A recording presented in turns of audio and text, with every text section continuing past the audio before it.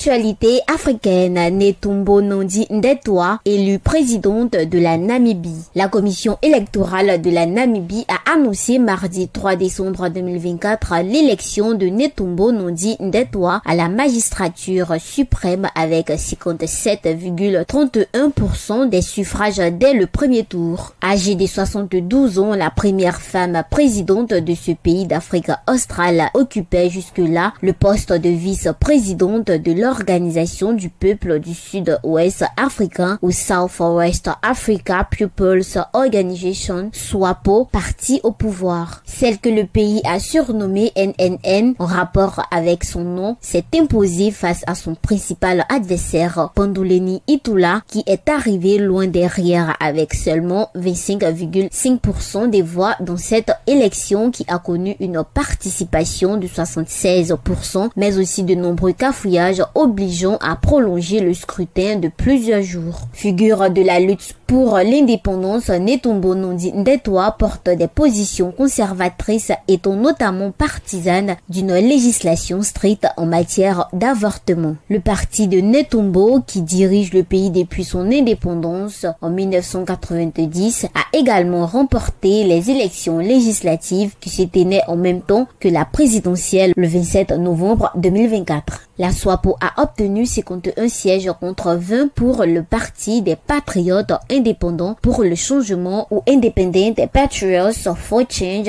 IPC. Les élections législatives et la présidentielle ont dû être prolongées à 2 reprises en raison de problèmes logistiques et techniques. Des cas de suffrage, des tablettes électroniques servant à vérifier les identités et les pénuries de bulletins dont de nombreux bureaux ayant considérablement ralenti le scrutin ont été soulignés par les missions d'observation de l'Union africaine UA et de la communauté de développement de l'Afrique australe SADC. D'interminables files d'attente constatées le premier jour du vote ont obligé certains électeurs à abandonner dans ce pays fier de sa paisibilité et de la solidarité de sa démocratie, comptant 3 millions d'habitants dont les 2 tiers ont moins de 30 ans. Panduleni Itula, leader du principal parti d'opposition, l'IPC, a annoncé qu'il ne reconnaîtrait pas les résultats de cette élection.